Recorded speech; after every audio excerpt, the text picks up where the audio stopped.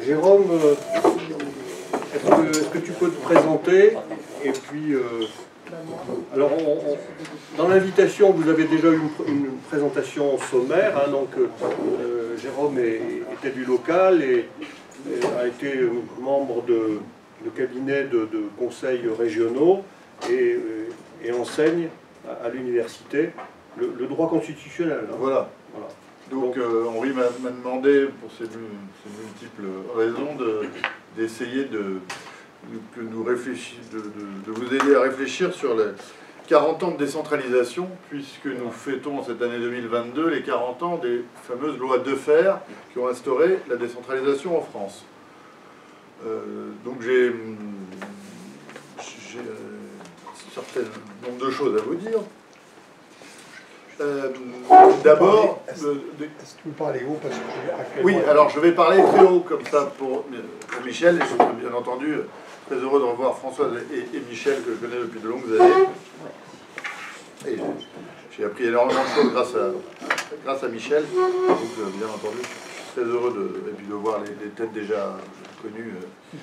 Et c'est toujours un plaisir de venir à Grenoble, en plus sous ce magnifique temps hivernal. Donc 40 ans de décentralisation, cela appelle d'abord quelques définitions. Qu'est-ce que la décentralisation? Vous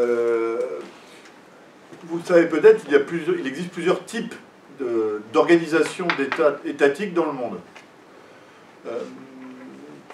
Vous avez déjà ce qu'on appelle les États fédéraux, comme les États-Unis ou l'Allemagne, où donc vous avez une distinction entre les États fédérés, que ce soit le Wyoming ou l'Ohio, aux États-Unis, ou je ne sais pas, la Bavière en Allemagne, qui sont, chacun de ces cas, dotés de leur propre constitution, et qui en fait ont leur propre organisation. Certains États américains ont 2 chambres parlementaires, d'autres n'en ont qu'une. Et au-dessus, vous avez un État dit fédéral, avec un minimum de fonctions dites régaliennes, en général les relations diplomatiques, l'armée. En Allemagne, ce sont les Länder, donc les régions qui décident des programmes scolaires. En France, c'est inimaginable. Donc ça, vous avez déjà des États fédéraux. Ensuite, vous avez ce qu'on appelle l'État unitaire, c'est le cas de la France. Et les États unitaires peuvent plus ou moins transférer plus ou moins de pouvoir à ce qu'on appelle des collectivités locales, des collectivités territoriales, donc qui sont des assemblées qui se gèrent par elles-mêmes. En général, on pourra noter qu'il y a des accommodements. Ces collectivités ne sont pas dotées de constitution et sont dotées d'institutions qui sont toutes les mêmes. En gros, le Conseil régional de Bretagne fonctionne comme celui de la Nouvelle-Aquitaine ou de Normandie.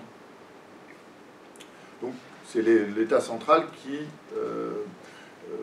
impose aux collectivités locales de fonctionner de telle ou telle façon. On verra qu'il y a désormais des accommodements. Il existe désormais un troisième type d'organisation étatique, les États dits régionaux, qui ne sont pas des États fédéraux, mais des États qui confient à certaines régions des pouvoirs étendus. C'est le cas de l'Espagne. Vous voyez les débats sur la Catalogne, mais aussi le Pays Basque, l'Andalousie, les Canaries, voilà. Mais c'est aussi aujourd'hui le cas du deuxième modèle d'État unitaire européen, qui était la Grande-Bretagne, et qui, à partir de son entrée dans ce qui était à l'époque la CE, au début des années 70, a conféré un certain nombre de pouvoirs, notamment à l'Écosse, mais aussi dans une moindre mesure au Pays de Galles et en Irlande du Nord. Donc l'Espagne ou la Grande-Bretagne, qui favorise en certaines régions par rapport à d'autres, alors octroyant ou alors octroyant de nouveau, puisqu'il y avait eu jusqu'au XVIIIe siècle un parlement écossais, on redonne des pouvoirs à certaines régions qui ont une culture propre, assez affirmée. Voilà, c'est le cas de la Catalogne, c'est le cas de l'Écosse. Donc, dans un État unitaire dont la France reste le modèle de par son histoire et de par la révolution jacobine qui s'est déroulée à partir de 1789, de par cette histoire, la France était un des États les plus centralisés du monde jusqu'en 1982. Pour autant, il y a eu dès le XIXe siècle un certain nombre de penseurs qui se sont fait les partisans de la décentralisation. À droite, Tocqueville, à gauche, Proudhon, mais on pourrait aussi penser au livre de Barrès sur la Lorraine. Et une date importante, c'est un texte de Charles Maurras, qui est publié en 1898 dans la revue Encyclopédique Larousse, et qui s'appelle « L'idée de la décentralisation ». Le terme même de décentralisation, si Maurras ne l'a pas inventé, en tout cas il en a été un des principaux propagandistes autour de ce qu'on pourrait appeler avec Frédéric Rouvillois un néo-fédéralisme conservateur. Un livre récent de Stéphane Giocanti sur le Félibrige et sur la littérature et la culture doc, qui vient de paraître aux éditions du Cerf, reprend bien toutes ces idées. Il est sorti en mois de septembre. Je ne sais plus le titre exact, mais en tout cas il est passionnant, je l'ai lu d'une traite. Repose bien toute cette défense de la décentralisation que Maurras développera ensuite dans un livre qui s'appelle Les Temps de Berre, qu'il développera à partir de l'observation de la perte des libertés communales de sa ville natale de Martigues. Donc ce texte, en 1898, pose clairement le débat sur la décentralisation. Il y aura aussi des tenants républicains de la décentralisation et un certain nombre de débats entre Barrès et Maurras, entre Maurras et Paul Boncourt. Je passe un peu là-dessus. On arrive à la Libération, et avec un livre très important qui s'appelle « Paris et le désert français » du géographe Jean-François Gravier, qui avait été lui-même très marqué par la lecture de Maurras.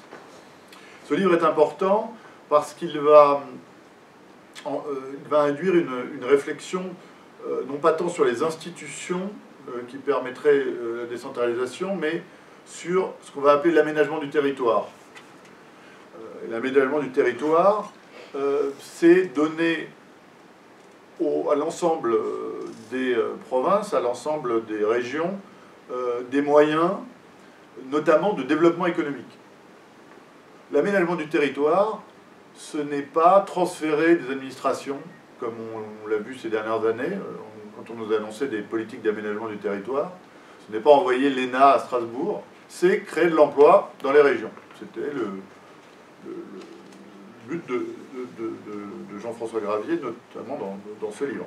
Et ça a été surtout ce qu'a voulu faire le général de Gaulle à partir de 1962, en confiant à Olivier Guichard la DATAR, c'est-à-dire que la direction et l'aménagement du territoire et l'action régionale, qui se voulait un instrument d'aménagement du territoire.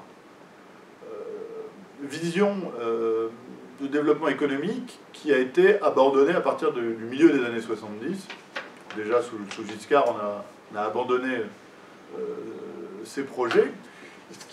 Ce qui a des conséquences importantes, puisqu'aujourd'hui encore, il y a un surpoids, une surreprésentation dans l'économie française de la région parisienne, puisque l'Île-de-France est pratiquement, je crois, la première région économique d'Europe. Et que le grand échec de l'aménagement du territoire, c'est cette incapacité qu'a eu l'État de redistribuer les cartes pour maintenir également, pour fixer les populations. Aujourd'hui, l'Île-de-France continue dans l'étalement urbain et dans la construction et dans l'entassement des populations. On peut nous dire que le Covid a été le moyen pour un certain nombre de franciliens de retrouver les joies du télétravail et du retour à la Terre. Attendons les statistiques lissées sur 10 ans. Apercevons-nous qu'un certain nombre de franciliens qui sont venus s'installer, je ne sais pas, à Tours, vont travailler, ou à Orléans, vont travailler tous les jours en Île-de-France. Donc, on a eu cet échec de l'aménagement du territoire. L'aménagement du territoire, encore un terme qu'il faut préciser, c'est celui de déconcentration. La déconcentration, c'est le transfert de l'administration. Les préfets sont un système de déconcentration inventé par Napoléon. Vous déconcentrez l'État quand vous créez des antennes et des relais locaux de cet État. Je ne sais pas, les inspections pédagogiques dans l'enseignement sont des instruments de déconcentration de l'éducation nationale. Mais ce n'est pas en aucun cas un acte de décentralisation. La décentralisation, c'est vraiment le transfert de la capacité juridique et de la capacité d'agir par soi-même avec une action démocratique locale et un choix des citoyens concernés aux différentes strates des collectivités territoriales et collectivités locales. Alors, si la Révolution avait effectivement centralisé, elle avait quand même créé deux relais qui étaient les communes qui avaient succédé aux paroisses de l'Ancien Régime et les départements qui ne correspondaient pas aux anciens pays et aux anciennes provinces, mais qui avaient été dotés de conseils généraux, qui sont devenus aujourd'hui les conseils départementaux. Les communes ou les départements, avant 1982, n'avaient pas de capacité juridique propre. Ils étaient pour partie des instruments de déconcentration de l'État, puisque le maire était déjà officier d'état civil, il l'est toujours. Le maire est à la fois agent de l'État et préside une collectivité, au destiné d'une collectivité territoriale, notamment il est agent de l'État parce qu'il est officier de police judiciaire et qu'il est, agent de l'état civil, officier d'état civil. Et les conseils départementaux, donc les conseils généraux à l'époque, jusqu'en 1982, se contentaient de se réunir en 3, 4, 5 sessions annuelles et d'émettre des propositions qui de toute façon devaient être avalisées par le préfet. La commune comme le département, jusqu'en 1982, étaient sous la tutelle des préfets. Les budgets ne pouvaient être,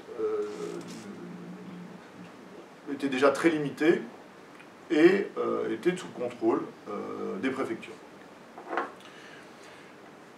Le général de Gaulle, outre la politique d'aménagement du territoire, a tenté de faire un premier pas vers la décentralisation en mettant en œuvre une régionalisation. C'était le référendum de 1969, qui portait à la fois sur la réforme du Sénat, mais aussi sur la création d'une nouvelle entité, une nouvelle collectivité territoriale, à côté de la commune et du département, qui se serait appelée la région. Mais, comme vous le savez, pour des raisons de politique intérieure, le général de Gaulle a été défait dans les urnes et a démissionné comme il s'y était engagé. Et il a fallu donc attendre l'élection de François Mitterrand en 1980, d'autant plus que Giscard d'Estaing lui-même s'était opposé, avait appelé à voter non au référendum de 1969.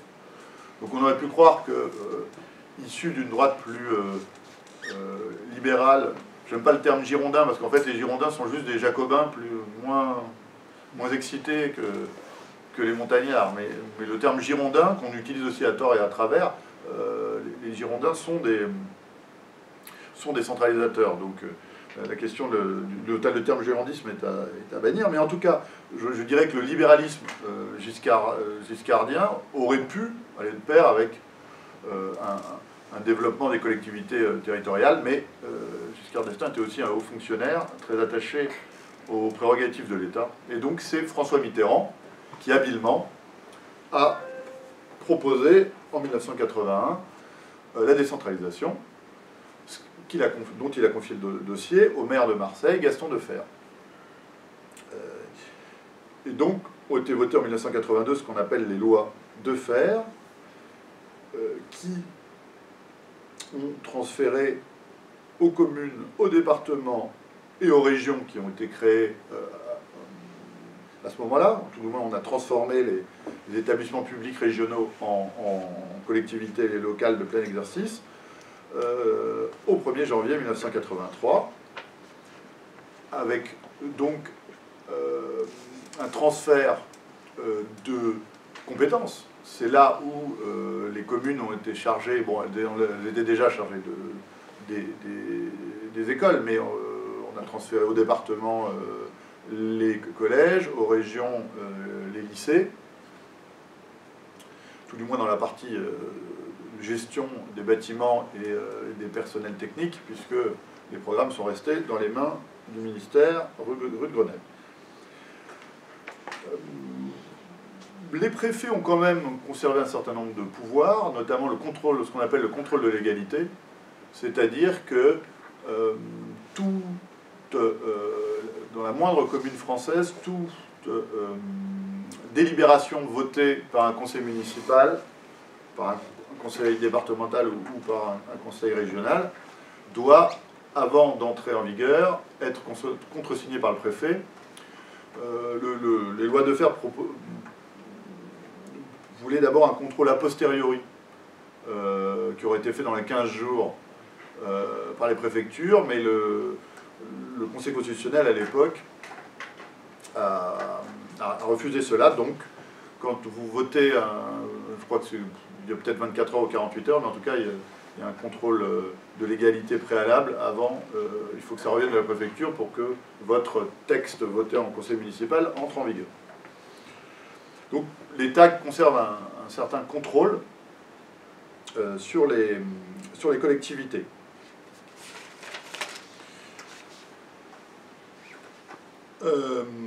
On peut dire que le législateur en 1982 a souhaité renforcer la décentralisation sans aucune réflexion sur les structures existantes, créant simplement une strate supplémentaire, la région. Depuis 1982, l'État a toujours eu la tentation de rationaliser la carte des collectivités territoriales. Eh bien, il a eu la tentation, mais en fait, il a souvent compliqué le modèle. Les principales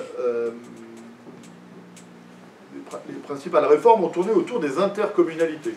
Les intercommunalités, c'est la possibilité, puis aujourd'hui l'obligation qu'ont les communes de s'associer dans ce qu'on appelle des communautés de communes, des communautés d'agglomération, des communautés urbaines et tout en haut, les métropoles.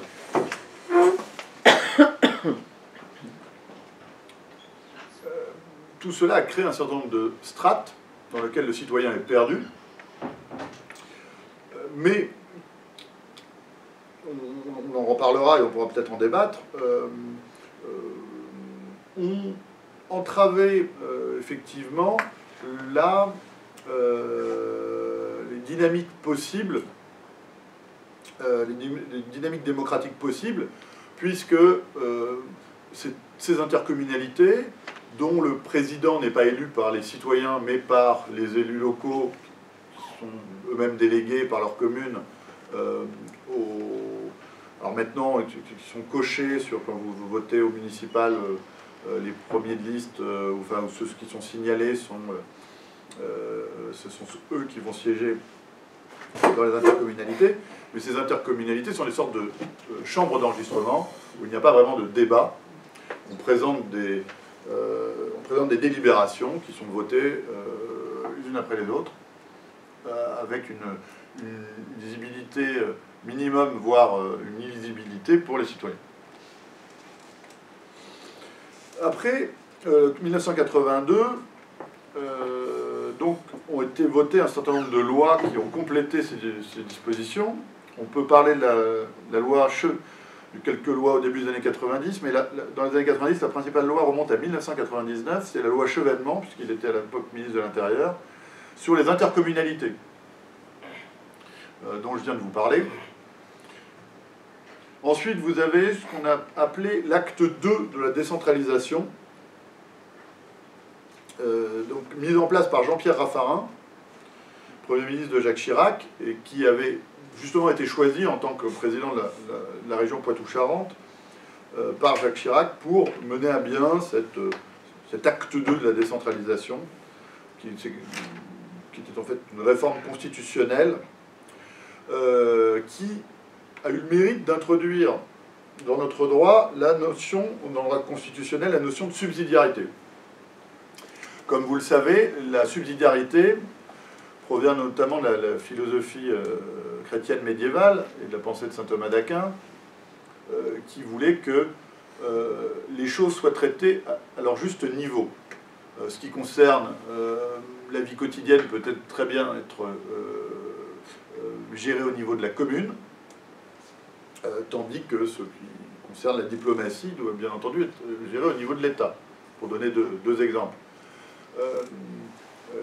La subsidiarité, on le voit sur les débats entre, par exemple, le poids de l'État sur la ville de Paris, où vous savez qu'il y a un préfet de police qui continue de décider des sens interdits. Est-ce que c'est à l'État de décider des sens interdits, ou est-ce que c'est au conseil municipal? Bon, voilà les débats sur la subsidiarité. Le gros problème qu'on a avec cette subsidiarité telle qu'elle est conçue par la Ve République, dans le droit de la Ve République, c'est que c'est une subsidiarité qui vient d'en haut. C'est-à-dire que c'est l'État qui se fait le régulateur de la subsidiarité. La subsidiarité telle qu'elle est pensée par les philosophes médiévaux dont je vous parlais à l'instant, c'est une subsidiarité qui vient d'en bas. C'est-à-dire que on va déléguer en haut ce qu'on ne peut pas traiter en bas. Il y a toujours, dans ces débats sur la décentralisation, dans les débats sur le fédéralisme, de savoir si le pouvoir vient d'abord d'en haut ou vient d'abord d'en bas, dans l'aménagement du territoire et dans la régulation des pouvoirs locaux. Et la critique qu'on peut faire, une des critiques qu'on peut faire au processus de décentralisation, c'est qu'ils ont de la Ve République, c'est qu'ils ont toujours été pensés depuis Paris. La dynamique est plutôt venue du gouvernement que d'une mobilisation et de débats et de propositions venant des collectivités locales. 2003, c'est aussi le transfert d'un certain nombre de responsabilités, mais aussi de charges, puisque depuis 1982, les collectivités territoriales peuvent lever l'impôt. Vous avez une fraction sur vos impôts locaux, tout au moins sur la taxe foncière, parce que c'est ce qui reste aujourd'hui aux mains des collectivités.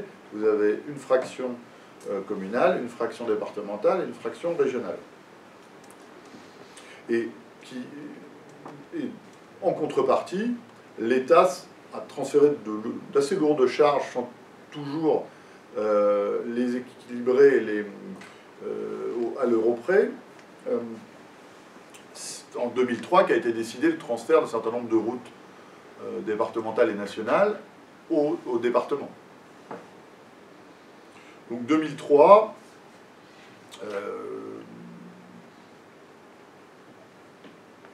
acte 2 de la décentralisation.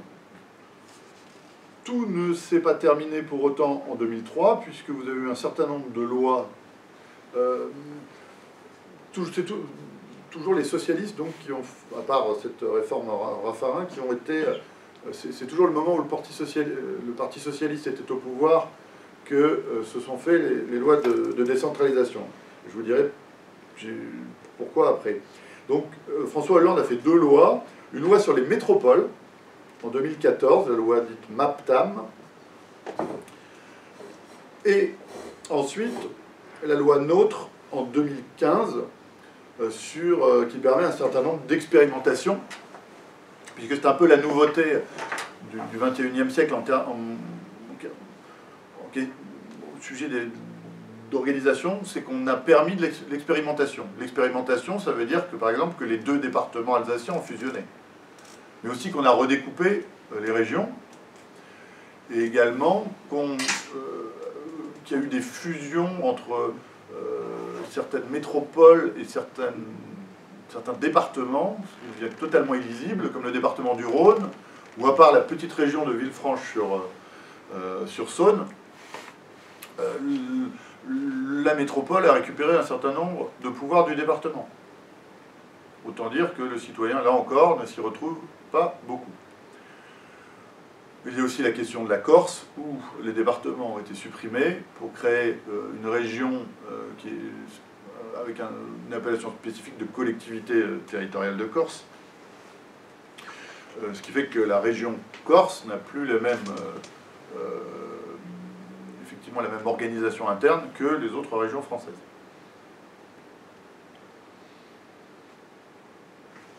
Voilà ce qui nous amène à 2017. Et en 2017, il y a eu là, à mon avis, une véritable révolution, c'est-à-dire que Emmanuel Macron, très hostile à la décentralisation, considère que les élus locaux sont des gens peu intéressants et qu'il a été pour lui assez urgent de recentraliser un certain nombre de dossiers, notamment le dossier du logement, où il a donné des directives au préfet. En Île-de-France, c'est plus que explicite, et les maires ont d'ailleurs protesté, sur la production de logements, et les préfets se sont fait beaucoup plus directifs. Et la question du logement, qui était un sujet assez épineux pour les maires et surtout une chasse gardée pour eux, a été en partie recentralisée par des directives très fortes venant des préfectures. Emmanuel Macron est un président qui s'appuie beaucoup sur les préfets et qui a donc peu de considération pour les élus locaux. Donc depuis 2017, le dossier de la décentralisation est à peu près gelé. J'ajouterai encore que, puisqu'il y a eu une obligation pour les communes de rentrer dans des intercommunalités, certains préfets ont créé des intercommunalités qui ne conviennent pas aux élus locaux. Et je citerai encore certains préfets, comme celui du Maine-et-Loire à un moment, qui ont fusionné des dizaines de communes. Je crois que la commune de Segré-Anjou-Bleu doit compter 28 anciennes communes. Ce qui fait qu'un département comme le Maine-et-Loire a aujourd'hui perdu peut-être un quart de ses communes et a une carte très différente de celle des départements voisins. Je n'ai pas approfondi la question. Est-ce que c'était un département test pour le ministère de l'Intérieur? Est-ce que c'était une volonté préfectorale? Est-ce que c'était une spécificité locale où un certain nombre de communes rurales ne voulaient plus exercer leurs prérogatives? En tout cas, quand on fusionne des communes, la commune centre donc, absorbe les autres, mais on nomme des maires délégués sur les listes, choisis sur les listes par les maires des communes, de la nouvelle commune centre. Donc, quelles idées retenir de cette situation?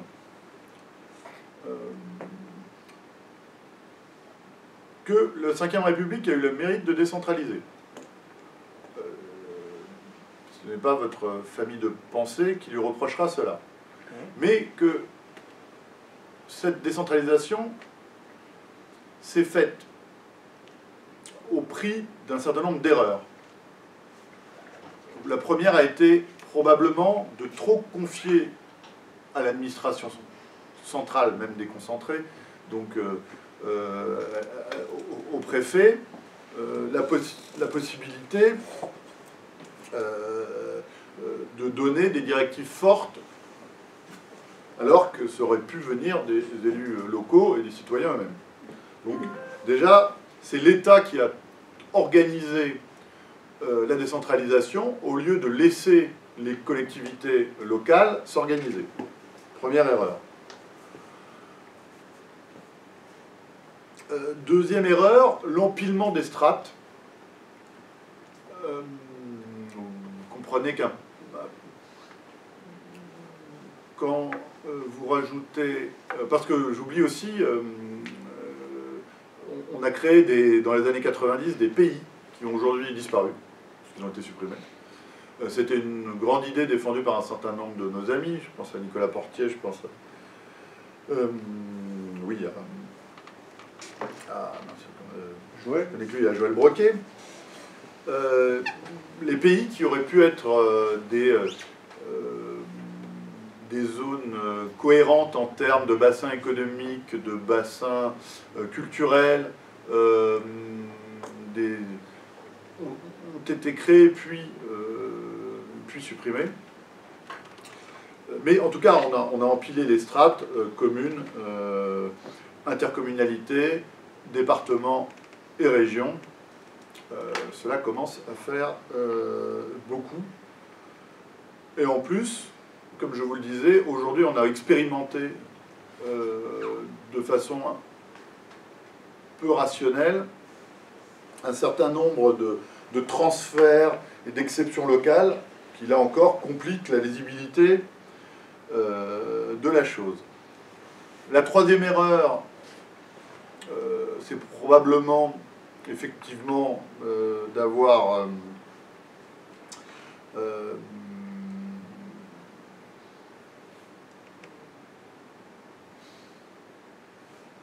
comment exprimer ça? La troisième erreur...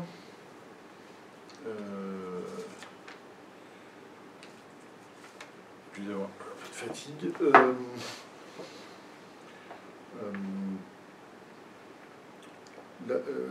La troisième erreur, c'est que le Parti socialiste qui s'est emparé de ces réformes a voulu utiliser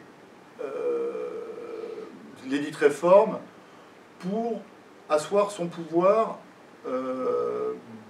dans les régions, notamment en créant les capacités pour des élus locaux de devenir des professionnels de la politique locale.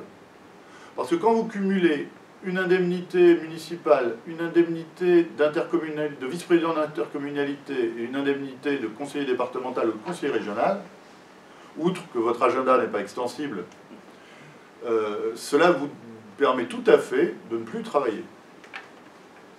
Et il était plus dans le tempérament du Parti socialiste que des autres partis politiques que de souhaiter des élus qui ne fassent que ces activités, que ces mandats locaux, ne pratiquent que ces mandats locaux. Or, quand vous faites de la politique toute la journée, c'est plus facile de gagner les élections que quand vous êtes médecin, que vous êtes avocat, que vous êtes chef d'entreprise, que vous êtes enseignant. Ce qui a entraîné une certaine professionnalisation des fonctions d'élus locaux et une mutation des professions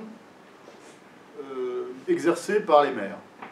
On est passé d'une France où les maires étaient souvent des agriculteurs à une France où les maires sont devenus soit des enseignants, mais plus encore des fonctionnaires territoriaux. Puisque le grand sport du Parti socialiste a été aussi de mixer, puisqu'en 82 on a créé une fonction publique territoriale, de pouvoir mixer des carrières entre vous pouvez tout à fait être...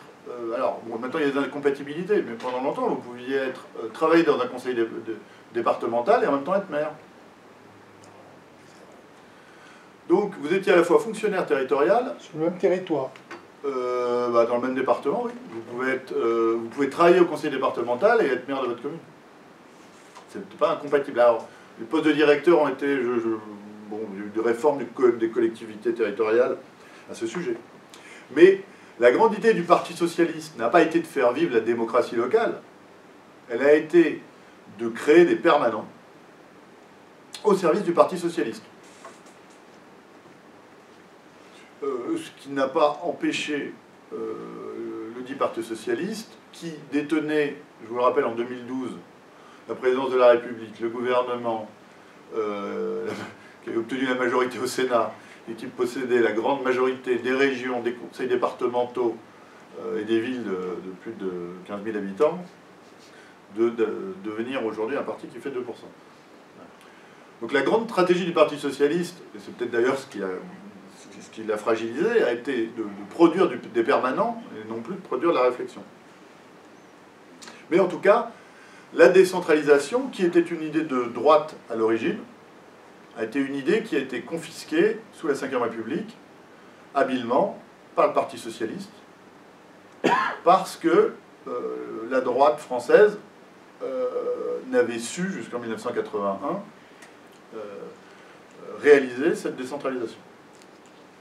Donc, voilà, la fragilité, c'est organisation d'en haut, ensuite illisibilité par le citoyen, et la troisième, c'est confiscation de l'idée de la décentralisation par une faction politique. Et donc nous en sommes là. La quatrième problème a été que les souverainistes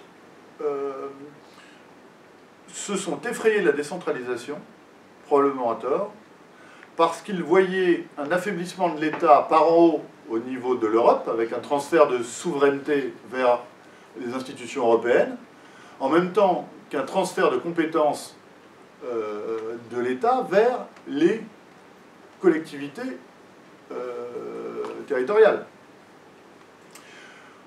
Donc là encore, il y a eu une grande incompréhension qui a créé chez beaucoup de nationaux une certaine hostilité ou une certaine méfiance envers les collectivités territoriales. Donc nous en arrivons aujourd'hui, à cause d'un certain nombre d'erreurs, à un certain nombre de questions qu'il va falloir régler. D'abord, quid de la complexité du schéma actuel? Ne faut-il pas le repenser, le simplifier? Si des expérimentations locales ne sont pas idiotes, encore faut-il qu'elles se fassent quand même dans un certain cadre cohérent. On en arrive à fusionner les deux départements d'Alsace, pourquoi pas, parce qu'en fait on crée une région Grand Est qui ne veut rien dire. On ne nous a toujours pas expliqué, je pensais à mon exemple du Maine-et-Loire, pourquoi en Mayenne les gens ont conservé leur petite commune de 250 habitants, et sur le même bassin qui est l'Anjou, donc le Haut-Anjou mayennais, vous avez le système classique, et dans le Haut-Anjou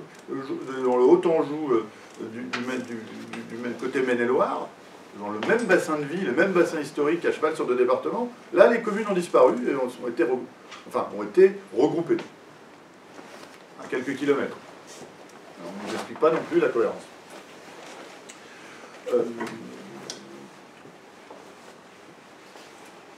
Ensuite, continue, à mon avis, à se poser la question des métropoles. C'est-à-dire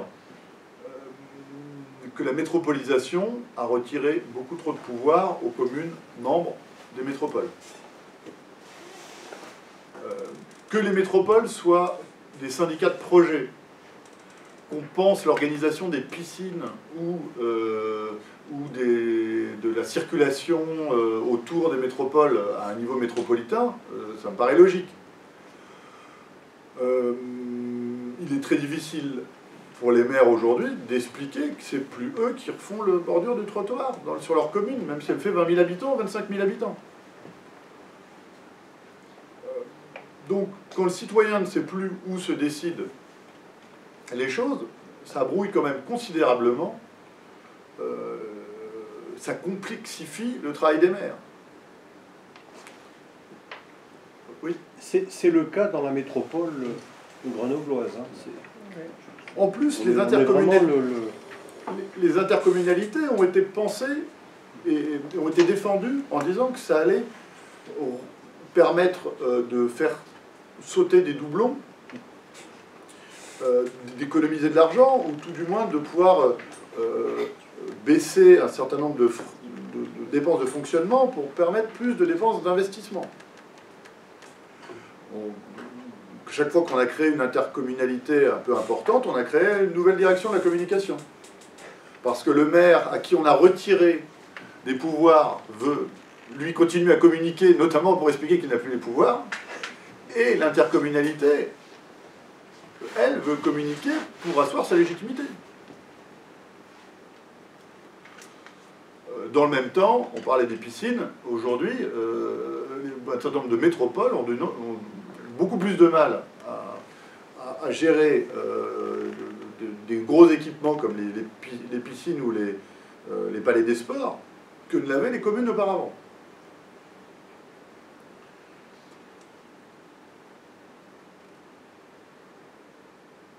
Bon, la carte régionale n'est pas satisfaisante. On a fusionné des régions en faisant disparaître des régions qui historiquement avaient une cohérence, je sais pas, le Limousin par exemple, au profit d'une région comme la Nouvelle-Aquitaine. Qu'est-ce que quelqu'un de Poitiers a en commun avec quelqu'un qui habite Biarritz? Ils sont dans la même région. Qu'est-ce qu'un habitant de Reims a en commun avec un habitant de Strasbourg?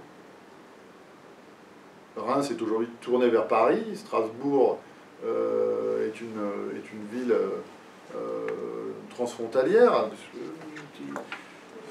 avec l'Allemagne par exemple. Bon. Les Lorrains sont furieux parce qu'on leur a supprimé leur région. Les Alsaciens ont été suffisamment habiles pour fusionner leurs deux départements et donc recréer une collectivité. Bon, finalement, les seuls qui sont heureux, c'est les Normands, parce qu'ils ont enfin retrouvé leur unité. Et s'il y avait deux régions normandes, c'était juste parce que dans les années 70, Jean Le Canuet voulait absolument avoir sa région. Puisqu'il était à la fois maire de Rouen, président du Conseil général de la Seine-Maritime et président de la région Haute-Normandie. Et donc il y avait eu un partage, les gaullistes avaient gardé la Basse-Normandie et les centristes avaient la Haute-Normandie. Pour faire simple. Cette séparation absurde. Les Bretons sont toujours furieux de ne pas avoir récupéré Nantes. Bon, donc, de toute façon, en plus, on a une carte des régions qui n'est toujours pas satisfaisante. Et dernière remarque, la décentralisation aujourd'hui est incapable de peser quant à ce qui me paraît encore plus important que la décentralisation, c'est-à-dire l'aménagement du territoire.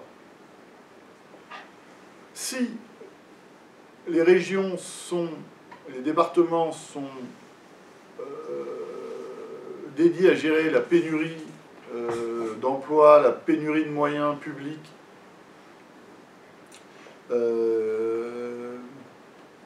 qui sévit dans ce qu'on appelle la France périphérique, les choses ne vont pas aller en s'améliorant. Donc, aujourd'hui, la décentralisation est à la fois en perdition, elle ne fait plus l'objet de grands débats, et elle est confrontée à un mépris, une recentralisation des grands corps de l'État et de la présidence de la République. J'ajoute que la fin du cumul des mandats a renforcé la coupure entre Paris et les collectivités locales, puisque les grands barons locaux ou les maires ne peuvent plus se faire entendre au Parlement. Là encore, dans l'organisation de la Ve République actuelle, c'est probablement une régression. Que le Sénat soit censé être le réceptacle, le porte-parole au niveau législatif des collectivités territoriales, mais qu'aucun des sénateurs ne puisse être maire d'une commune rurale, pose quand même un problème en termes de, là encore, de capacité à être une force de proposition dans ce domaine. Donc, avant de passer aux questions et aux débats, la décentralisation au bout de 40 ans est probablement un des symptômes du mal français. En tout cas, la décentralisation telle que nous la connaissons aujourd'hui ne correspond ni aux aspirations d'un Maurras dans l'idée de la décentralisation, ni une réponse aux problèmes soulignés par Jean-François Gravier dans Paris et le désert français.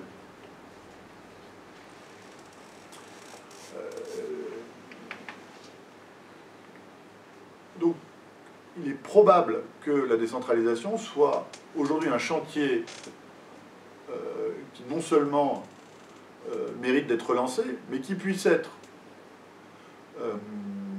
une stratégie pour convaincre les Français qu'une refonte de nos institutions est nécessaire, et à mettre en parallèle avec les réformes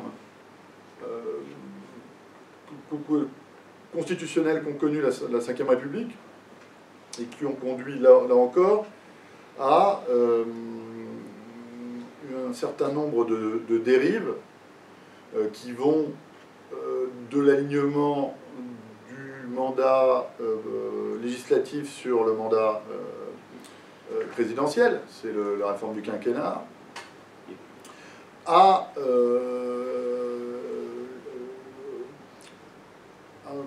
l'invasion du droit constitutionnel par la jurisprudence du Conseil constitutionnel. On parle tout le temps de la CEDH, mais on a aussi un problème avec le Conseil constitutionnel.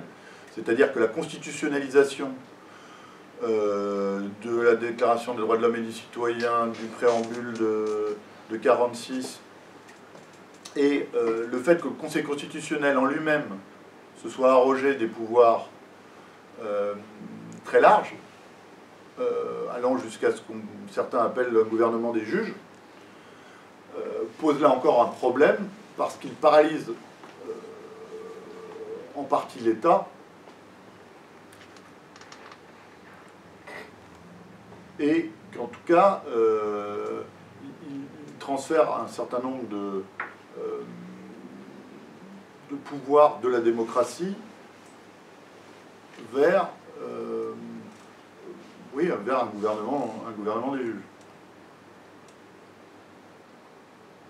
Voilà donc pourquoi la décentralisation est aujourd'hui une question à la fois importante, et quand vous en parlez à des élus locaux, les points qu'on a soulevés ce soir, ils sont tous d'accord.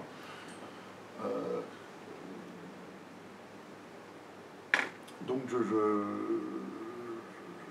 demeure persuadé que ça va être non seulement c'est un chantier important pour le pays, mais qu'en plus stratégiquement, c'est un chantier dans lequel notre famille de pensée, au sens large, doit agiter les leviers. Puisque ayant une vieille réflexion sur le sujet, nous sommes à même d'être crédibles lorsque nous en discutons avec les élus locaux. Un certain nombre de ce que j'ai souligné ce soir, ça a été soit corroboré, soit ça m'a été bien expliqué par des élus locaux. L'acteur de la décentralisation, ça reste aujourd'hui l'élu local. Alors, peut-être pas le conseiller municipal qui ne voit pas forcément passer ces dossiers, mais le maire, je pense, reste un acteur essentiel de la décentralisation. Le président du conseil départemental, quoique le conseil départemental, comme vous le savez, a 90% de son budget qui passe dans les aides sociales. Donc c'est peut-être plus le président de région et le maire, c'est peut-être la région et la municipalité qui sont aujourd'hui les leviers d'action intéressants. Le département étant avant tout un espace de redistribution de l'argent public. Les conseillers départementaux ont cet avantage aux conseillers régionaux, c'est qu'ils sont élus sur un territoire donné. En général, ils connaissent bien leur territoire. Mais en termes de capacité d'action, c'est comme... même si les budgets des conseils départementaux sont plus importants que ceux des régions, c'est quand même la région qui est censée avoir une vision stratégique sur l'aménagement du territoire. Voilà un peu les réflexions que je voulais vous apporter ce soir.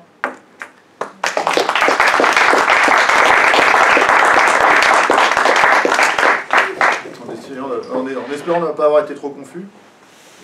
Mais il faut, pour comprendre la décentralisation, il faut avoir une petite frise chronologique d'un côté et comprendre quelques principes à la fois juridiques et philosophiques d'un autre côté.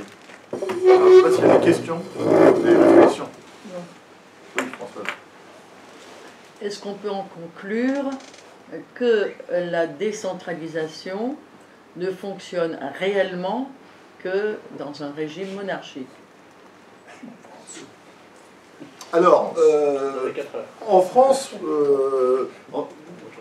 en Suisse, le modèle suisse fonctionne de façon très décentralisée, sans avoir, même avec un système fédéral en fait. Peut-être plus que la question de la nature du régime, mais qui peut jouer, c'est peut-être la question du fédéralisme. C'est-à-dire que l'État unitaire qui a été créé par la Révolution française, et qui, n'en déplaise à Tocqueville, n'est pas une simple continuité des tentations centralisatrices de l'Ancien Régime. Vous savez, c'est toute la question du débat autour de, et c'est déjà Maurras qui en parle, autour de l'Ancien Régime et la Révolution, le grand livre de Tocqueville. Est-ce que la décentralisation la centralisation a été réalisée par Louis XIV ou par la Révolution française? Bon, évidemment par la Révolution française. C'est-à-dire que le jacobinisme n'est pas une continuité de la pensée de Louis XIV. Louis XIV se situe plutôt dans l'aménagement du territoire. Les intendants de l'Ancien Régime sont plutôt des acteurs de l'aménagement du territoire, alors que les préfets restent avant tout les chiens de garde du gouvernement dans les départements et dans les régions. Donc, oui, il est probable que la nature du régime en France ait une influence, c'est-à-dire que les Capétiens étaient quand même plus enclins à comprendre la notion de subsidiarité que n'ont pu l'être les républiques successives. Ensuite,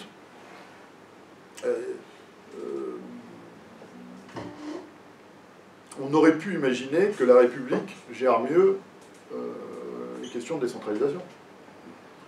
Et au passage, la Restauration, Louis XVIII et Charles X n'ont pas supprimé les préfets. Voilà, donc les torts peuvent être aussi partagés ou renvoyés.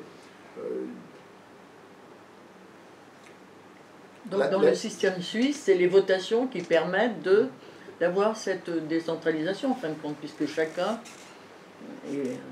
Bah, c'est que la structure, c'est toujours un État fédéral étant créé par la concertation d'un certain nombre d'entités fédérées, respecte bien ce principe, bien mieux ce principe de subsidiarité que notre vieux pays. Effectivement, qui a été une construction politique et non pas une union d'entités locales. Donc, de toute façon, on ne pourra jamais avoir la même histoire que les États-Unis ou que la Suisse. Mais néanmoins, comme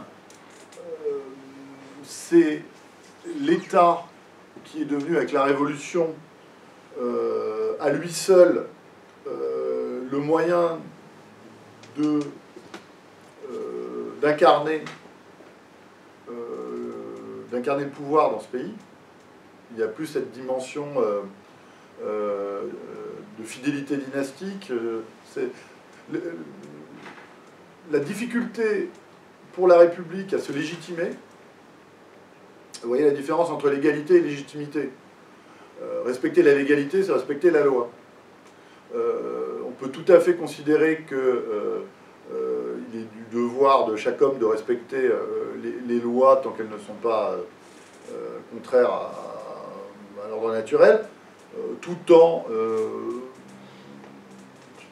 ne reconnaissant pas forcément la légitimité des institutions. Donc, le problème de la République, c'est que sa légitimité, c'est sa capacité répressive. Et la capacité répressive au niveau local, c'est la préfecture. Ce qui est central dans la République, c'est le ministère de l'Intérieur. Ce n'est pas le Parlement, même si nous sommes dans une République parlementaire, ou ce n'est pas l'incarnation par une figure ou par une famille. Donc, le déficit plus il y a un déficit d'incarnation au sommet de l'État, plus effectivement l'État a du mal à lâcher du lest. Et oui, en cela, l'une des difficultés posées à la décentralisation en France est probablement la question du régime. Ce n'est pas la seule. Mais en tout cas, ça n'a pas aidé à la mise en place de cette décentralisation. Oui. D'abord, je vous remercie pour votre intervention, ça m'a beaucoup intéressé. J'ai bien aimé ce que vous avez dit, mais sur la région, ça me titille un peu quand même, hein, parce que moi, je ne suis pas du tout fan des régions. Et en réalité... Plus fort, et si on pouvait enregistrer. Comment? Plus fort. Ah, d'accord, pour la vidéo. Parce qu'en réalité, par exemple, on crée des régions, donc là, on a une région au Auvergne-Rhône-Alpes. Bon, je ne veux pas viser spécialement Laurent Wauquiez, hein, mais on a finalement des barons locaux, en fait, qui sont en train de s'installer. Et donc, ces gens-là ont un pouvoir, et à mon avis, je ne suis pas sûr qu'il soit très efficace pour les citoyens. Et ces gens-là sont devenus un petit peu des grands féodaux, des nouveaux grands féodaux. Et pareil pour les métropoles ou pour les intercommunalités, où la ville principale écrase les autres, hein, finalement. On voit dans la métropole de Grenoble, le maire de Saint-Paul-de-Vars, par exemple, il n'a quand même pas grand-chose à dire sur ce qui se passe. Donc cette forme de, je ne sais pas si c'est une décentralisation, mais elle est catastrophique. Et puis, vous l'avez un petit peu souligné, vous avez parlé des souverainistes, dont je suis. Effectivement, elle est aussi dictée en partie, en tout cas pour les régions, par l'Union européenne. Donc est-ce que la décentralisation n'est pas finalement actuellement, hein, je ne dis pas l'idée en soi, actuellement est-ce qu'elle ne se fait pas au détriment de la France et au détriment de son unité. Voilà. Alors, il y a des forces extérieures, à mon avis, qui souhaitent la dissoudre, notamment par le biais de grands féodaux, de grandes régions différentes. Alors, il y a plusieurs points dans votre intervention. Premièrement, les régions, aujourd'hui, en France, ont assez peu de pouvoir financier. C'est-à-dire que leur capacité d'action est assez limitée. Mais là où vous avez raison, c'est qu'Auvergne-Rhône-Alpes, ça n'a aucun sens. faudrait Auvergne d'un côté. Voilà. Donc la carte des régions est une carte finalement assez technocratique qui a été décidée à Paris, d'où le problème. Ensuite, sur les métropoles, vous avez totalement raison. Là, il y a une véritable atteinte aux libertés communales. Et ça, il faut remettre en cause. Alors, au-delà des métropoles, c'est la question de l'intercommunalité. Bon, les communautés de communes, ça va encore.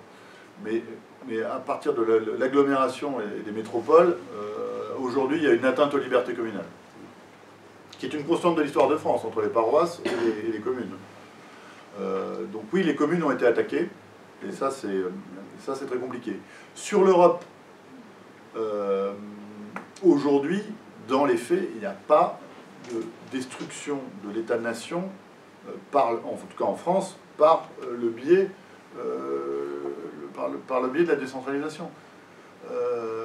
L'affaiblissement de la France, il vient de la dilution du pouvoir au niveau bruxellois. Mais le comité des régions, j'ai travaillé à Bruxelles, le poids est quand même assez limité. Les régions transfrontalières, de toute façon, ce sont des réalités. Quand aujourd'hui, le bassin d'emploi de la Moselle, en bordure de Sarre, avec la fermeture des mines françaises, les Français ont bien été obligés d'aller travailler, heureusement pour eux, dans les usines allemandes, puisque les usines étaient en Allemagne. Et aujourd'hui, ces régions seraient très... L'avantage, la chance qu'a eu la Lorraine, c'est que dans son malheur, c'est que certains ont pu aller s'employer en Allemagne. C'est pas le cas dans le Pas-de-Calais. Mais quand vous allez dans la région de Saint-Avold, où on a fermé les dernières mines françaises, aujourd'hui c'est plutôt prospère. Parce qu'en fait, les gens ont été travailler de l'autre côté de la frontière. Pour autant, quand ils reviennent le week-end, ils vivent de façon française, et il y a une vraie différence quand vous passez la frontière. Donc, là, je crois que sur l'Europe, je me rappelle des débats d'il y a 25 ans, on a été un peu paranoïaque sur le sujet. Après 25 ans, on peut le dire. Je ne crois pas qu'aujourd'hui, il y ait tant de liens entre, je sais pas, Grenoble et Turin pour que il y a une inquiétude à avoir sur la dissolution de la nation française au niveau de ses frontières. Et le problème de ces frontières est autre, c'est plus que ceux qui viennent s'installer ne sont pas les Italiens. Ce ne sont plus les Italiens. Voilà. Bon, non, mais... Ce serait l'honneur de Vinci. Voilà, donc ça, je crois que sur l'Europe... et d'ailleurs, pour le nommer, je me rappelle de certains livres paranoïaques à rebours d'un Pierre Hillard qui se sont absolument pas révélés vrais. Et aujourd'hui, bon, vous couperez ça, mais le pauvre Pierre Hillard a sombré dans une semi-dinguerie intellectuelle. Donc, il faut quand même coller au réel. On a assez de raisons d'être paranoïaque sur un certain nombre de sujets, vous en avez traité pendant l'Assemblée générale, pour pas inventer des problèmes qui, à mon avis, ne se posent pas. Et en tout cas, l'éclatement des nations, la fameuse... le fameux mouvement pan-européen, la fameuse... le fédéralisme au niveau européen n'est absolument pas à l'ordre du jour. Bruxelles souffre de deux maux qui se répercutent sur les nations, c'est un bureaucratisme, une prévarication, on a encore eu la preuve avec la corruption au niveau européen, c'est-à-dire que ces gens-là se partagent les plus hauts salaires de la fonction publique de l'ensemble de l'Europe. Voilà, c'est une somme de petits intérêts particuliers qui font qu'il y a un système bureaucratique. Et ensuite, l'autre problème est que la gouvernance européenne est elle-même traversée par des intérêts politiques divergents, géopolitiques divergents. Et que les Polonais préfèrent acheter le matériel militaire américain que le matériel militaire français. Donc là ça, c'est un certain nombre d'incohérences au niveau européen qui me semblent beaucoup plus gênantes que la question du fédéralisme.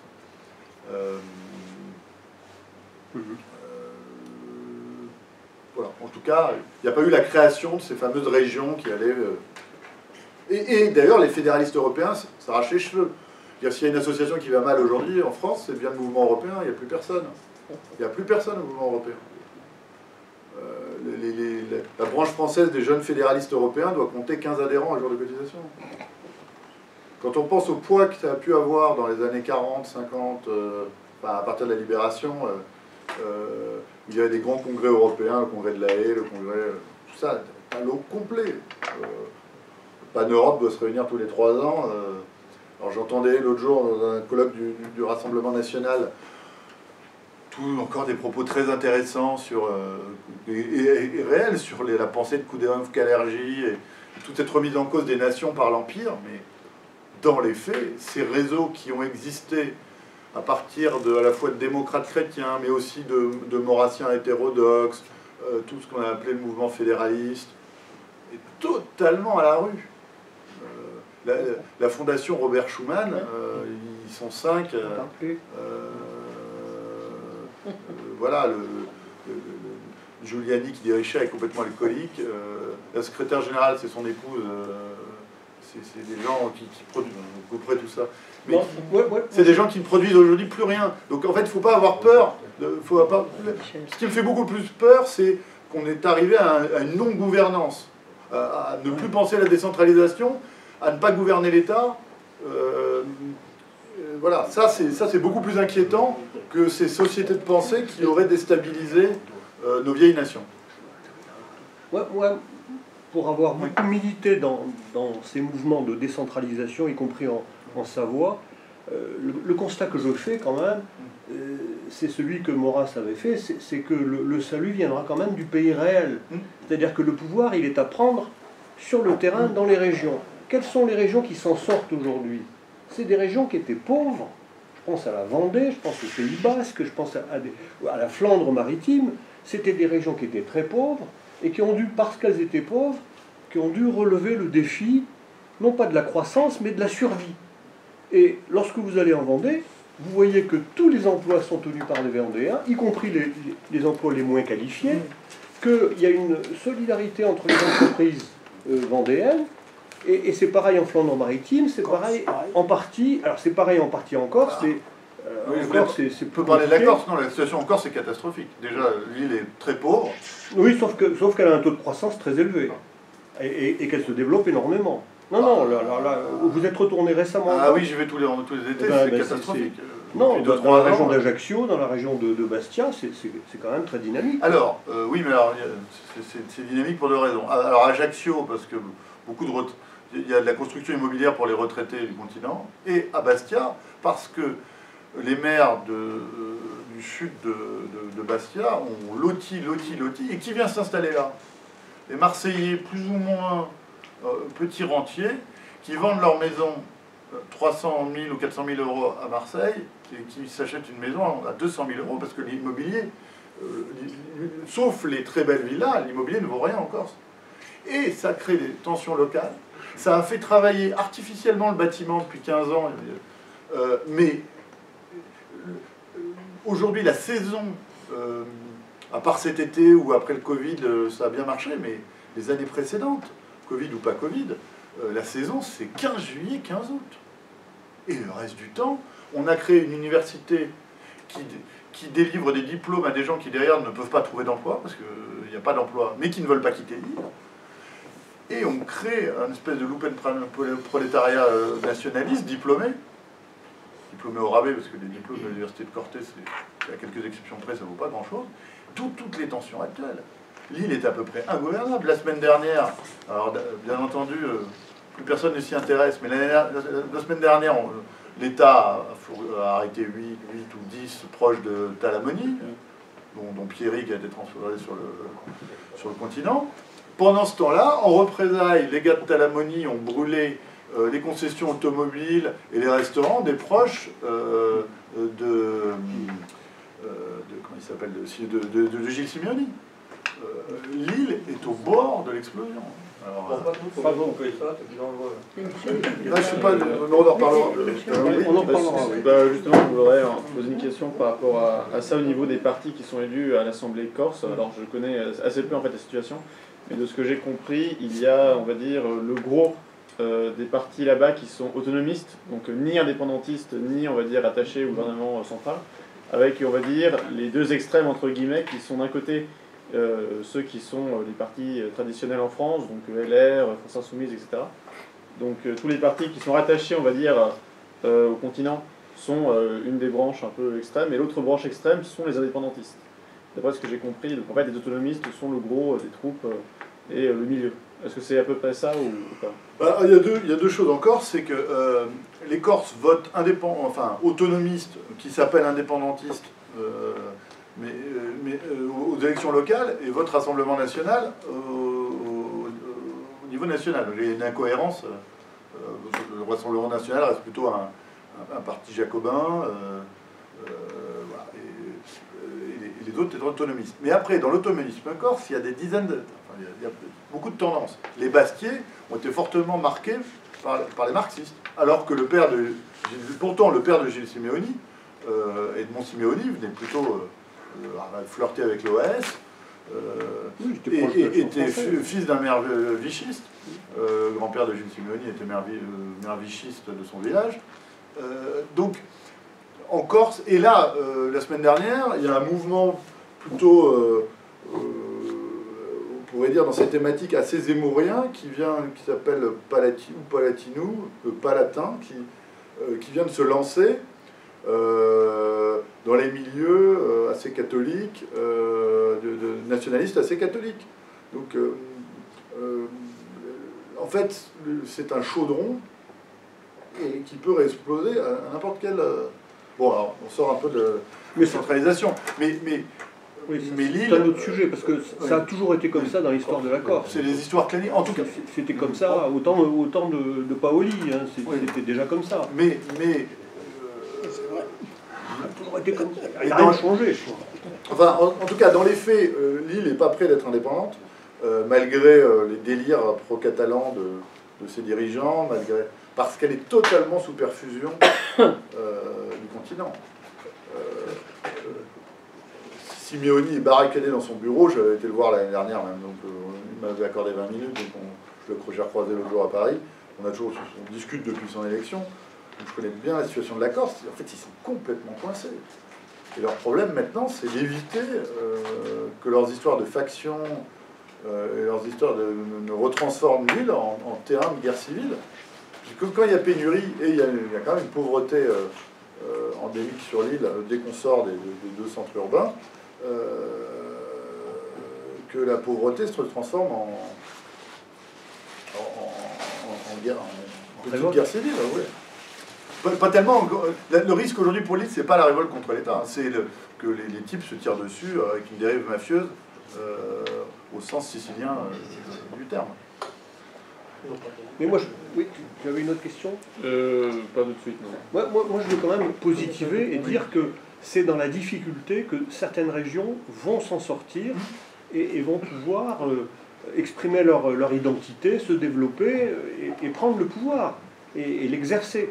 Et je pense par exemple sur le plan de la santé, sur le plan de la défense territoriale, eh ben, moi je crois beaucoup au bassin d'emploi, donc au pays, parce que c'est là que les gens se sentent investis et impliqués dans une alliance ville-campagne qui a du sens. Dès qu'on dépasse l'arrondissement, hein, le pays c'est quoi? C'est l'ancien arrondissement.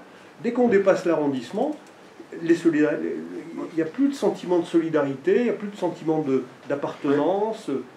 Donc le bon échelon, ça reste encore aujourd'hui l'arrondissement, le bassin d'emploi, qui est aussi le bassin de défense, et le bassin de santé, autour de l'hôpital, autour de la maternité. Vu les difficultés rencontrées par les hôpitaux, je ne suis pas sûr que les choses soient... C'est avant tout la faute de l'État là-dedans. C'est la faute de l'État. On reviendra à à la recréation de petits hôpitaux de proximité. C'est tout. Il y a un aspect mode. Mais voilà. Mais il y a quand même eu des... bon, déjà, l'État, qui est bien obligé quand même de rogner ses dépenses, n'a pas du tout compensé les transferts de responsabilité, les routes, voilà, n'ont pas été transférés à l'euro près. Les collectivités, en fait, qui étaient riches dans les années 80, au début des années 90, se sont depuis appauvries. Aujourd'hui, on n'a plus de capacité d'investissement. Je vois dans ma commune, on n'a plus de capacité d'investissement. Et là, l'explosion des notes de fluide et des trucs fait que... Parce que si l'État est assez généreux avec les entreprises en ce moment, pour éviter l'explosion, il n'est pas du tout avec les collectivités locales. Donc, la hausse des frais de fonctionnement, une collectivité locale ne peut pas voter un budget qui ne soit pas en équilibre, à la différence de l'État. Donc quand vous êtes obligé d'augmenter vos dépenses de fonctionnement, eh ben vous rognez sur vos dépenses d'investissement. Donc l'entretien des écoles, l'entretien des équipements sportifs, les routes, voilà. Ça aussi c'est une question importante, et aujourd'hui l'État ne compense pas la hausse des frais de fonctionnement, ne compense pas l'inflation auprès des collectivités. Oui, Michel. Oui. D'abord, je voudrais dire qu'il y a un désir légitime. Alors, je vais partir d'une anecdote personnelle. Je me souviens d'être promené en Savoie, ou en Haute-Savoie, et sur une église de village, il y avait le tronc de la fabrique. Je ne savais pas c'était qu'une fabrique. Et on m'a expliqué qu'en fait, c'était à une certaine époque, avant peut-être le rattachement à la France, eh bien, les gens de la commune se rassemblaient et prenaient l'argent qu'ils avaient pu rassembler pour aider aux gens, aux problèmes qu'il y avait comme difficulté particulière dans le local. Ça me paraît être une aspiration fondamentale. Alors Maurras disait, une sorte de mot d'ordre, la République, c'est l'autorité, c'est les libertés en haut. C'est vrai que ça donne une très grande autonomie vis-à-vis des dirigeants, mais l'autorité en bas, il voulait renverser l'autorité en haut et les libertés en bas. Proudhon parlait, enfin je ne sais pas si c'est lui, mais je crois bien, d'autogestion. Enfin, y a un désir qui me paraît légitime. Or, apparemment, après ces 40 années de décentralisation, un empilement de lois, j'ai pas l'impression qu'on ait accédé à quelque chose qui ressemble à ça. Alors, je me demande pourquoi. Alors, d'abord, pourquoi pas les... Je suis bien d'accord avec Henri sur l'aspect local dans des vraies régions.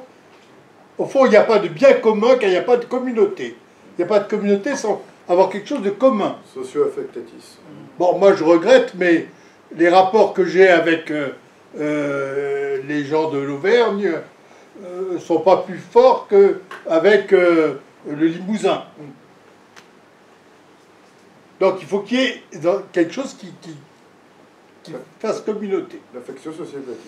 D'autre part, j'ai le sentiment que les élus locaux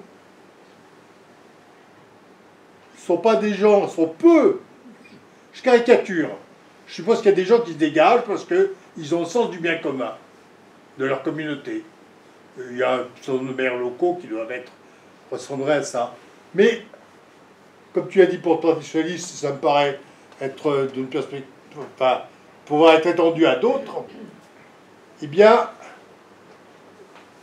des élus locaux ont pour fonction de lier le local avec l'État ou avec l'échelon au-dessus.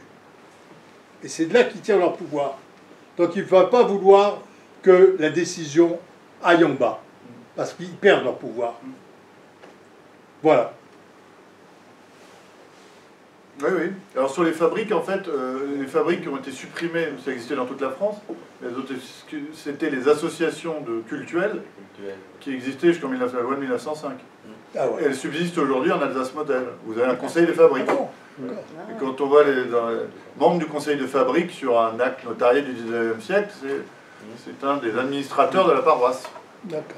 Il y avait une double administration, la commune et la paroisse.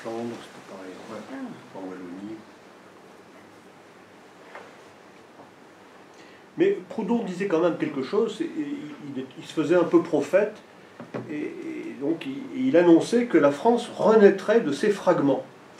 Et c'est vrai qu'on est très fragmenté, et qu'on est en danger, certainement, on est en danger. Il y a, en particulier en France, il y a un couloir désertique qui part de l'Est, du nord-est, et qui descend jusqu'au sud-ouest. Donc, quand on traverse ces étendues, on est frappé de voir des... Enfin, moi, j'ai été dans la ville de Tonnerre. Tonnerre, c'est devenu un désert. Hein. Alors que Tonnerre, c'est la Bourgogne, on pourrait penser que c'est une ville qui a été dynamique, qui a été riche, etc. Or, elle est complètement déserte.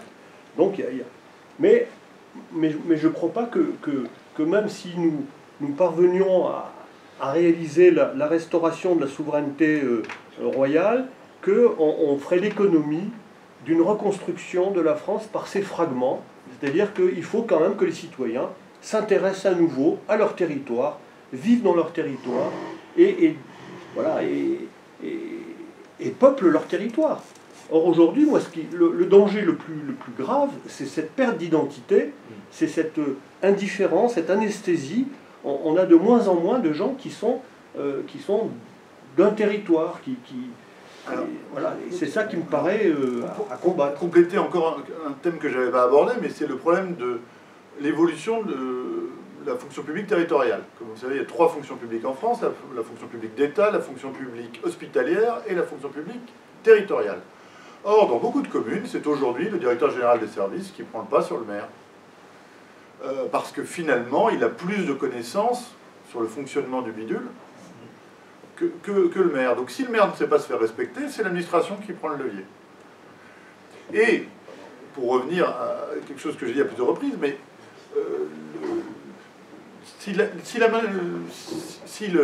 la décentralisation a pour but de créer une nouvelle strate administrative, et une nouvelle dynamique ou une nouvelle absence de dynamique administrative, c'est pas là où se situe l'intérêt.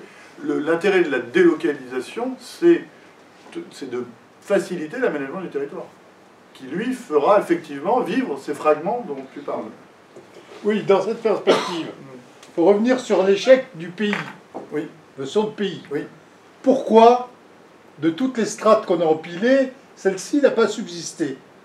Ben, simplement parce que les mangeoires, et notamment administratives, n'avaient pas eu le temps de se constituer. Exactement. Donc il n'y a pas eu de résistance. Partout ailleurs, eh bien, il faut que, d'abord, on puisse établir comme un État à chaque niveau.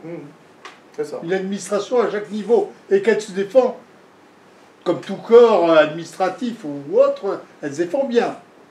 Les pays avaient une association nationale, j'étais plusieurs fois avec Joël, très dynamique. Il y avait une vraie richesse, parce que justement on sortait des cadres administratifs, et qu'on était dans le projet. Qu'est-ce qu'était un pays? C'était une organisation de projet. Le but était de développer culturellement, économiquement, de dynamiser des territoires. Eh bien, l'administration est plus forte que les idées. Donc, les administrations, les intercos ont bouffé les pays. Et en plus, comme il n'y avait pas vraiment d'indemnité, je crois qu'il n'y avait aucune indemnité afférente quand vous étiez président de pays, les maires ne les ont pas défendus parce que, oui, ils étaient présidents du pays d'un tel, mais ça ne leur apportait pas un rond et des réunions supplémentaires. Quel est l'intérêt des grosses régions sur le plan du bien commun en France? C'est l'État qui les a imposés. C'est l'État qui les a imposés, mais vous pouvez faire comme les Allemands, je ne sais pas. Mais... En partie. C'est vraiment on peut se demander même si c'est pas Bercy pour des raisons fiscales. Tout était pensé depuis. Enfin, de toute façon, c'est Bercy qui gouverne. Donc, une fois que vous avez compris ça, ça a fait. Non, on pourrait imaginer une petite région comme Alsace. Comme Alsace. Où on pourrait envisager qu'il y ait une région alpes. L'Auvergne, les Alpes. Oui, mais le référendum de 2013 a échoué. Savoie-Dauphiné, ça pourrait se penser. Parce que de facto, ce qui est en train d'émerger en termes de décentralisation, c'est pas les métropoles. Oui. C'est-à-dire les métropoles en fait qui prennent le pouvoir et qui font que ce sera le nouvel échelon qui gouvernera le reste. Oui. Et le reste sera ou soumis ou désert aux métropoles. Mais les métropoles ont trois problèmes. Un qu'on a déjà dit, c'est qu'elles privent une partie les maires d'une partie des libertés locales. Le deuxième, c'est que c'est des mini-centralisations. C'est-à-dire que c'est pas de l'aménagement du territoire, parce que ça vide la région autour de ces forces vives, qui vont tous s'entasser dans la ville. C'est des mini-Paris. Parce que ça a été pensé dans les années 60 et repensé après par le Parti socialiste comme sur un modèle jacobin. Domination de la ville-centre. Donc ça n'a absolument pas été pensé en termes d'aménagement du territoire, de connexion, d'interconnexion, de décloisonnement, mais l'État jacobin aime bien avoir des points d'appui. Voilà. Et donc, pour l'État, une métropole, c'est lisible. Et après, ça a facilité les carrières d'élus locaux, comme je vous disais. Et quand les élus locaux, c'est qu'ils ne sont absolument pas parlementaires, ils cumulent 6 000 € d'indemnité nette par mois. Et à ma connaissance, il y a eu une élection métropolitaine à Lyon. Oui. Qui a été organisée il n'y a pas si longtemps que ça. Et je sais qu'à Paris, il y avait Anne Hidalgo qui avait organisé une réunion de la métropole du Grand Paris. Bon, la métropole du Grand Paris, encore un échelon qui ne sert à rien. Pour avoir assisté à toutes les réunions préparatoires à la préfecture d'Île-de-France, ça mise en place. Vous ne savez même pas qui est, je pense, le président de la métropole du Grand Paris. Non. C'est le maire de Rueil-Malmaison, Patrick Ollier, le mari de Michel Alliot-Marie. Georges, tu voulais poser une question? Non, pas une question, une réflexion. Parce que ici, nous sommes en Dauphiné. Et en Dauphiné, dans notre histoire, nous avons eu ce qu'on appelle la République des Escartons. Oui. Sur la partie briançonnaise gapençée. Et c'est un secteur qui a quand même fonctionné pendant des siècles à la satisfaction de la population. Et je pense qu'à l'heure d'aujourd'hui, il serait bon de se repencher sur le fonctionnement de cet espace et qu'on prenne un peu plus d'exemple là-dessus. Parce que j'étais déjà intervenu lorsqu'on avait fait des propositions dans le cadre des élections présidentielles.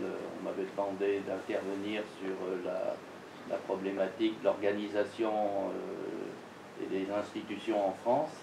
Et je pense que ça peut être un axe de réflexion important. Il faut savoir quand même qu'à l'heure d'aujourd'hui, en tant que citoyen, on n'a aucune visibilité sur quoi que ce soit, et que l'empilement du millefeuille, on commence à en avoir franchement assez, puisque à chaque fois, bien, il faut cracher au bassinet. Aux nombreux bassinets. Et aux nombreux bassinets. Et là maintenant, ça devient franchement insupportable. Alors, encore une dernière réflexion, parce que autant Emmanuel Macron n'aime pas la décentralisation, autant il s'engouffre dans la voie de la fausse démocratie participative, et maintenant de ce qu'on a appelé même la démocratie augmentée. D'où le panel pour la réforme sur le climat. Et là, c'est une confiscation de la démocratie. C'est-à-dire qu'on agite des nouveaux types, soi-disant, de consultation du peuple, comme si les collectivités locales ne reflétaient pas la démocratie. Bah, quand on crée des comités de quartier, alors ça, ici à Grenoble, ils ont dû en faire des dizaines, à Paris.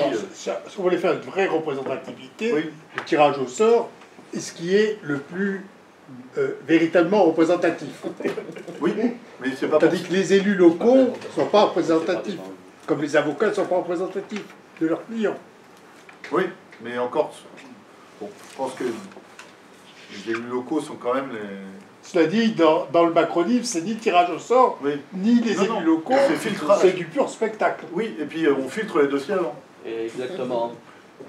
Parce que regardez ce qui s'est passé à Grenoble, hein, au travers de des décennies que nous avons connues depuis Carignan jusqu'à présent, avec tous les comités de quartier. On vous fait croire que c'est vous qui prenez la décision, mais tout a été arrangé d'avance et on vous fait avaler toutes les couleuvres impossibles, inimaginables. Alors, la fausse démocratie, on en a par-dessus la tête.